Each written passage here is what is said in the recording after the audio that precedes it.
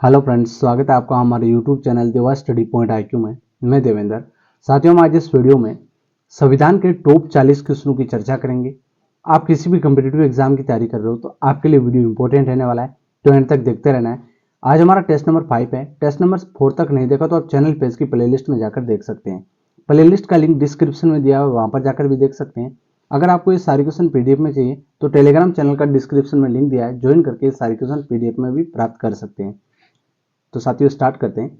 Last में मैंने आपसे क्वेश्चन पूछा, उसका आंसर आपको कमेंट में देना है और 40 में से आपके कितने क्वेश्चन राइट हो रहे हैं ये भी आपको कमेंट में बताना है।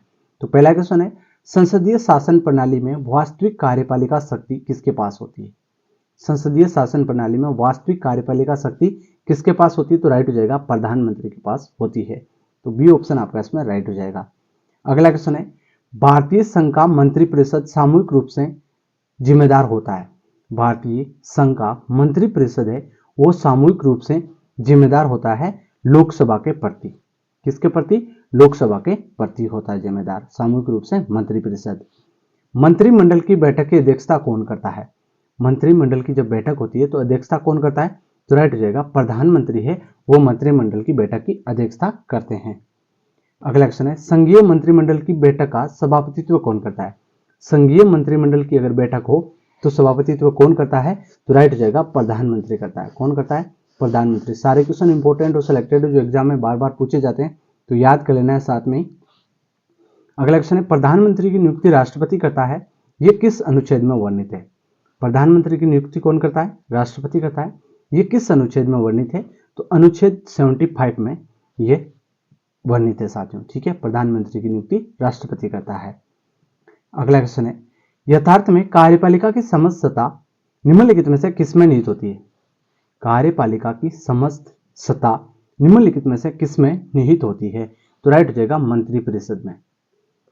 ठीक है, ए ऑप्शन राइट हो जाएगा। अगला क्वेश्चन है, मंत्रिपरिषद का अध्यक्ष कौन होता है? मंत्रिपरिषद का अध्यक्ष कौन होता है? तो राइट हो जाएगा प्रधानमंत्री होता है साथियों। ठीक है। अगला क्वेश्चन है, मंत्रिपरिषद में निम्नलिखित में से कौन शामिल नहीं रहता? मंत्रिपरिषद में कौन शामिल नहीं रहता है? तो राइट हो जाएगा संसदीय सचिव है ये मंत्रिपरिषद में शामिल नहीं रहता। कैबिनेट मंत्री रहता है, उप मंत्री रहता है, राज्य मंत्री रहता है, लेकिन जो संसदीय सचिव होता है वो मंत्रिपरिषद में शामिल नहीं होता है। भारतीय संविधान में निम्नलिखित में से किस पद का उल्लेख नहीं है? भारतीय संविधान में किस पद का उल्लेख नहीं है? तो उप प्रधानमंत्री का उल्लेख नहीं है साथियों भारतीय संविधान में। ठीक है, राष्ट्रपति का है, उपराष्ट्रपति का है, प्रधानमंत्री का है, लेकिन उप प्रधानमंत्री का उल्लेख भारतीय संविधान में नहीं है। ठीक है। अगला क्वेश्चन है, भारत के प्रथम उप प्रधानमंत्री कौन थे? भारत के प्रथम उप प्रधानमंत्री कौन थे? तो राइट हो जाएगा साथियों सरदार वल्लभ भाई पटेल है ये भारत के प्रथम उप प्रधानमंत्री थे। ठीक है।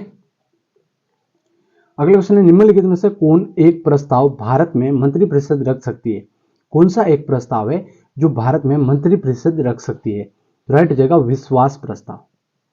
विश्वास प्रस्ताव है ये मंत्रिपरिषद रख सकती है। ठीक है। संघीय मंत्रिपरिषद अपने आचरण के लिए किसके प्रति उत्तरदायी होता है? संघीय मंत्रिपरिषद अपने आचरण के लिए किसके प्रति उत्तरदायी होता है या उत्तरदायी होती है? तो राइट हो जाएगा साथियों लोकसभा के प्रति उत्तरदायी होती है संघीय मंत्रिपरिषद। अगला क्वेश्चन है, स्वतंत्र भारत के प्रथम लोकसभा अध्यक्ष कौन थे? स्वतंत्र भारत के प्रथम लोकसभा अध्यक्ष तो राइट हो जाएगा आपका गणेश वासुदेव मावलंकर है ये स्वतंत्र भारत के प्रथम लोकसभा अध्यक्ष थे। ठीक है। अगला क्वेश्चन है, लोकसभा का सचिवालय किसके प्रत्यक्ष पर्यवेक्षण एवं नियंत्रण में कार्य करता है? लोकसभा का सचिवालय किसके प्रत्यक्ष पर्यवेक्षण एवं नियंत्रण में कार्य करता है? राइट जगह लोकसभा अध्यक्ष के नियंत्रण में कार्य करता है। अगला क्वेश्चन है, कार्य कोई विधेयक धन विधेयक है कि नहीं इसका निश्चय अंतिम रूप से कौन करता है? कोई विधेयक धन विधेयक है या नहीं इसका निश्चय अंतिम रूप से कौन करता है? तो लोकसभा का अध्यक्ष करता है। कौन करता है? लोकसभा का अध्यक्ष करता है। अगला क्वेश्चन है, लोकसभा में विपक्ष के किसी दल के नेता के रूप में मान्यता किसके द्वारा दी जाती है? लोकसभा में विपक्ष के किसी दल के नेता के रूप में मान्यता किसके द्वारा दी जाती है? तो राइट हो जाएगा लोकसभा अध्यक्ष के द्वारा मान्यता दी जाती है। ठीक है। अगला क्वेश्चन है, लोकसभा अध्यक्ष अपना इस्तीफा भेज सकता है? लोकसभा अध्यक्ष है वो अपना इस्तीफा किसके पास भेज सकता है? तो राइट हो जाएगा उपाध्यक्ष को। लोकसभा का जो अध्यक्ष होता है, जो लोकसभा के उपाध्यक्ष को अपना इस्तीफा भेज सकता है। ठीक है, इंपॉर्टेंट क्वेश्चन है। जिस समिति की सिफारिश पर भारत में पंचायती राज की स्थापना की गई थी उसका अध्यक्ष कौन था? जिस समिति की सिफारिश पर भारत में पंचायती राज की स्थापना की गई थी उसका अध्यक्ष कौन था? तो राइट हो जाएगा साथियों बलवंत राय मेहता था। और समिति का क्या नाम था? बलवंत राय मेहता समिति उस समिति का नाम था, और उस समिति का अध्यक्ष भी बलवंत राय मेहता ही था, जिन्होंने पंचायती राज की स्थापना की थी। इंपॉर्टेंट क्वेश्चन है, याद कर लेना है। ठीक है, अगला क्वेश्चन है, ग्राम पंचायत का निर्वाचन करना निर्भर करता है। ग्राम पंचायत का निर्वाचन कराना निर्भर करता है, किस पर निर्भर करता है? तो राइट हो जाएगा इसमें चुनाव आयोग पर, राज्य सरकार पर, केंद्र सरकार पर या कलेक्टर पर। तो ग्राम पंचायत का निर्वाचन कराना राज्य सरकार पर निर्भर करता है। ठीक है, तो आपका इसमें बी ऑप्शन राइट हो जाएगा साथियों। अगला क्वेश्चन है, पंचायती राज प्रणाली में ग्राम पंचायत का गठन होता है। पंचायती राज प्रणाली में ग्राम पंचायत का गठन होता है ग्राम स्तर पर। किस पर? ग्राम स्तर पर। अगला क्वेश्चन है, पंचायती राज प्रणाली कहाँ नहीं है? पंचायती राज प्रणाली कहाँ पर नहीं है? कौन सा राज्य है जहां पर पंचायती राज प्रणाली नहीं है? तो वो राज्य है साथियों अरुणाचल प्रदेश, जहां पर पंचायती राज प्रणाली नहीं है। निम्नलिखित में से भारत में पहला नगर निगम कहाँ स्थापित हुआ था? पहला नगर निगम कहाँ स्थापित हुआ था? तो राइट हो जाएगा चेन्नई में हुआ था। कहां पर हुआ था? चेन्नई में हुआ था। यदि पंचायत भंग होती है तो किस अवधि के अंदर निर्वाचन होंगे? किसी पंचायत भंग हो जाती है तो वहां पर कितनी अवधि के अंदर निर्वाचन होंगे? तो राइट हो जाएगा 6 माह के अंदर। 6 माह के अंदर निर्वाचन होंगे। पंचायत स्तर पर राज्य सरकार का कौन करता है? पंचायत स्तर पर राज्य सरकार का प्रतिनिधित्व कौन करता है? तो राइट हो जाएगा साथियों ग्राम सेवक करता है। कौन करता है? ग्राम सेवक करता है। इंपॉर्टेंट क्वेश्चन है, ये सारे याद कर लेना है। अगला क्वेश्चन है, पंचायती चुनाव के लिए उम्मीदवारों की न्यूनतम आयु सीमा होनी चाहिए। पंचायत चुनाव के लिए उम्मीदवार की न्यूनतम आयु सीमा होनी चाहिए। तो राइट हो जाएगा साथियों 21 वर्ष। सरपंच का चुनाव लड़ने के लिए उम्मीदवार की आयु 21 वर्ष होनी चाहिए। राष्ट्रीय पिछड़ा वर्ग आयोग की स्थापना कब हुई? राष्ट्रीय पिछड़ा वर्ग आयोग की स्थापना कब हुई? तो राइट हो जाएगा 1993 में। दल बदल विरोधी कानून से संविधान का कौन सा संशोधन संबंधित है? दल बदल विरोधी कानून से संविधान का कौन सा संशोधन संबंधित है? तो राइट हो जाएगा 52वां संविधान संशोधन संबंधित है।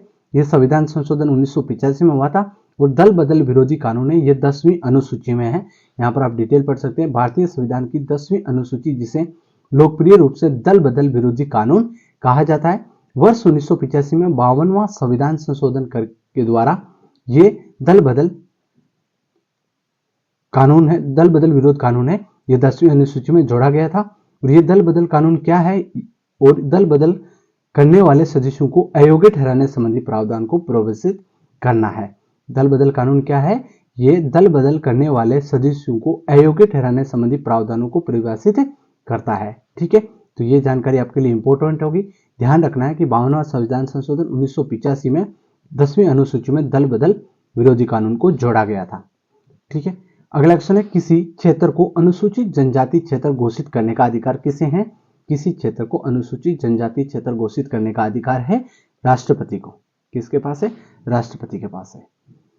भारत में पंचायती राज प्रारंभ किया गया है। भारत में पंचायती राज प्रारंभ कब किया गया? तो राइट हो जाएगा आपका 1959 को पंचायती राज प्रारंभ किया गया था। और कहां से किया गया था? राजस्थान के नागौर जिले से। ठीक है, भारत के संविधान में प्रथम संशोधन हुआ था। भारत के संविधान में प्रथम संशोधन कब हुआ था? तो राइट हो जाएगा 1951 में। संविधान बनकर तैयार हुआ था 26 नवंबर 1949 को, और प्रथम संशोधन 1951 में कर दिया गया है। यहाँ पर आप डिटेल पढ़ सकते हैं। प्रथम संविधान संशोधन वर्ष 1951 में अंतिम संसद द्वारा पारित किया गया था, जिसके सदस्य संवैधानिक सभा के हिस्से के रूप में संविधान का मसौदा तैयार करने का काम समाप्त कर चुके थे। प्रथम संशोधन अधिनियम ने अनुच्छेद 15, 19, 85, 87, 174, 176, 341, 342, 372 और 376 में संशोधन किया गया था। इतने अनुच्छेदों में प्रथम संविधान संशोधन 1951 में संशोधन किया गया था। और इंपॉर्टेंट क्वेश्चन है, याद कर लेना है। ठीक है, अगला क्वेश्चन है, किस संविधान संशोधन अधिनियम द्वारा वयस्क मताधिकार की आयु सीमा 21 वर्ष से घटाकर 18 वर्ष कर दी गई थी? तो वो संविधान संशोधन हुआ था 61वां संविधान संशोधन। कब हुआ था? 1989 में। ठीक है, मतदान की आयु 21 वर्ष से कम करके 18 वर्ष करने से भारतीय संविधान के 61वें संविधान संशोधन अधिनियम 1989 द्वारा लोकसभा और राज्यों की विधानसभाओं के चुनाव में मतदान की आयु को कम कर दिया था। तो इंपॉर्टेंट क्वेश्चन है कि 21 वर्ष से घटाकर 18 वर्ष कब किया था, तो 1989 में और 61वां संविधान संशोधन करके। ठीक है, इंपॉर्टेंट क्वेश्चन है, ध्यान रखना है। अगला क्वेश्चन है, भारतीय संविधान के संशोधन में से कौन सा संशोधन केंद्रीय मंत्रिमंडल के आकार को सीमित करता है? कौन सा संशोधन है जो केंद्रीय मंत्रिमंडल के आकार को सीमित करता है? तो वो संशोधन है 91वां संविधान संशोधन।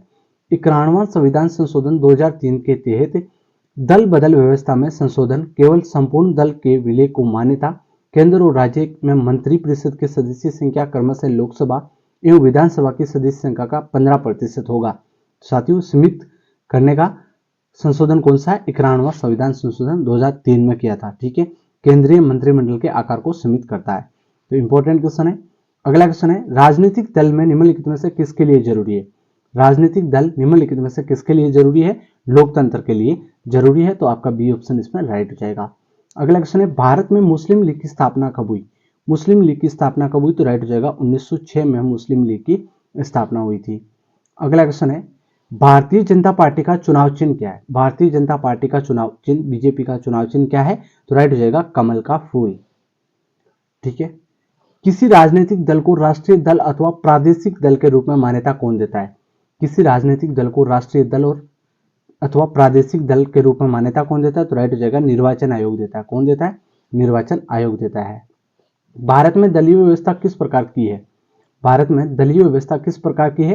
तो राइट हो जाएगा बहुदलीय, बहुदलीय प्रकार की है। ठीक है, अगला क्वेश्चन है, भारत के किस एकमात्र संघ राज्य क्षेत्र का अपना उच्च न्यायालय है? भारत के किस एकमात्र संघ राज्य क्षेत्र का अपना उच्च न्यायालय है? तो वो है दिल्ली। संघ शासित क्षेत्र है दिल्ली, जिसका अपना उच्च न्यायालय है। अंतर्राज्यीय परिषद की स्थापना कब हुई? अंतर्राज्यीय परिषद की स्थापना कब हुई? तो राइट हो जाएगा 28 मई 1990 में।